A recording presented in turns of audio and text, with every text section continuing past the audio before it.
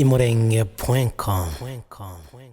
Umuhana wa Uvira wiriwemwo amasasu menshi y'imbunda ntoya n'imbunda nkuru kuri iki cyumweru iminsi 16 ukwezi kwa kabiri umwaka wa 2025. Aya masasu yaraswaga igihe ingabo z'insorensore zitwa abazalendo zari zihanganye n'ingabo z'igisirikare cya Repubulika Iharanira Demokarasi ya Kongo FARDC. Ibi byatangiye ngo ubwo ingabo nyinshi zavuye i Bukavu, zimwe zashakaga kwerekeza i Kalemi ziciye mu bato zurira ku iporo ya Karundu. Izi nsoresore z'abazalendo zavuze ko izi ngabo zikwiriye usiga imbunde mu gihe zaba zigiye kwerekeza i Kalemi ngo n'ibindi bikoresho bya gisirikare. Abasirikare babihakanye. Ubu nibwo intambara yatangiye. Amakuru ava mu Muhana wa Uvira akaba avuga ko abasirikare barenga 10 baba bamaze kugwa muri uru rugamba.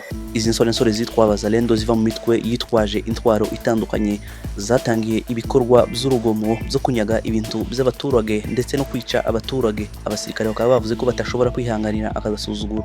Amasasu yarashwe mu duce dutandukanye tw'umuhana wa Uvira, aha ni nko mu gace ka Gasenga, mu gace ka Timanga, kugeza ndetse no ku iporo nkuru ya leta muri komine ya Karundu. Abaturage bo muhana wa Uvira bakaba batewe n'ubwoba bwinshi, birirwa bikingiranye mu mazu ntawabashije gusohoka. Bakeya babashije kugera ku muhanda mu gitondo bakaba ngo banyazwe utwabo, harimo amatelefone ndetse n'amafaranga.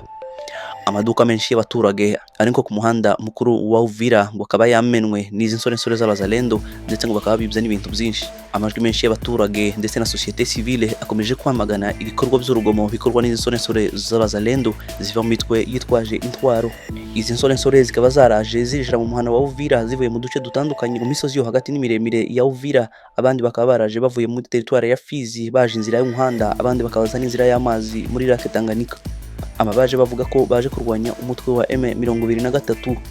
Amakuru ava mu Muhana wa Uvira aravuga ko izi nsorensore z'abazalendo ngo nyuma yo kurasa ku gisirikare cya Repubulika Iharanira Demokarasi ya Kongo ndetse zikica abasirikare benshi, ngo zaba zahawe itegeko ryo kuva mu muhana ngo zigasubira mu misozi aho zari zisanzwe, nubwo nta muyobozi wa gisirikare urahamya aya makuru. Twagerageje gushaka abavugira igisirikare cya Repubulika Iharanira Demokarasi ya Kongo muri secteur opérationnel Sokolade ariko ntitwabashije kubaronga. Tukivugana none bijanye n'umutekano mu burasirazuba bwa Repubulika Iharanira Demokarasi ya Kongo, nuko ingabo za M23 zabashije kwinjira ku mugaragaro mu muhana wa Bukavu muri iki gitondo ca Niyinga.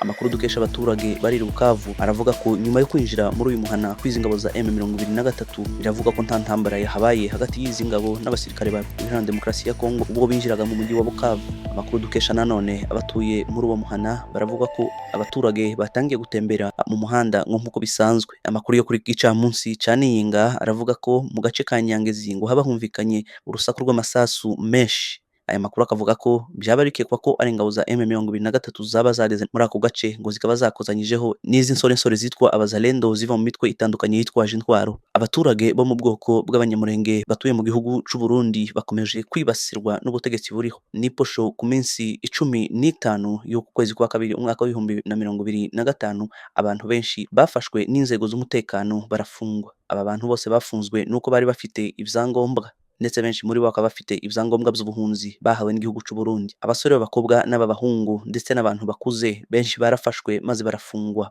Imiryango iharanira uburenganzira bwa kiremwamuntu yakomeje kwamagana ibikorwa by'urugomo bikorwa na leta y'u Burundi bikorerwa abanyamurenge batuye muri iki gihugu. Mu itangazo ryasohotse kuri uyu wa gatandatu, ishirahamwe ryitwa Human Rights Watch iharanira uburenganzira bwa muntu ryavuze ko abanyamurenge batuye mu Burundi ndetse ngo cane abatuye umujyi wa Bujumbura bibasiwe, ngo benshi muri bo bakaba bafunzwe. Uyu muryango wa Human Rights Watch ukaba warasabye ko ibikorwa byo gufunga abanyamurenge byahagarara. Ku rundi ruhande, uwahoze ari umudepite watowe mu gace ka Uvira muri Repubulika Iharanira Demokarasi ya Kongo mu ntara ya Kivu y'Amajepfo, umunyamategeko Moise Nyarugabo yamaganye ibi bikorwa yise iby'urugomo bikorerwa abanyamurenge batuye muri iki gihugu c'u Burundi. Mu rwandiko yandikiye perezida w'iki gihugu Evariste Ndayishimiye, Moise Nyarugabo yibukije ko abenshi muri abo bantu bafunzwe ari abaje bahunze bakakirwa n'igihugu c'u Burundi mu myaka yashize. Abandi ngo nabo nanone n'abafite ibyangombwa bemerera gutura mu Burundi. Nyarugabo yavuze ko ababajwe cyane n'ibi bikorerwa abaturage bo mu bwoko bw'abanyamurenge. Yasabye ko ibikorwa byahagarara. Amakuru ava i Burundi aravuga ko igice kimwe mu bari bafunzwe ku munsi w'ejo ngo baba barekuwe kuri uyu munsi wa Niyinga w'iminsi 16 ukwezi kwa kabiri umwaka wa 2025. Andi makuru aravuga ko nanone hari abanyamurenge bafatiwe mu ntara ya Ngozi ubwo ngo bari berekeje mu nkambi babarizwamo.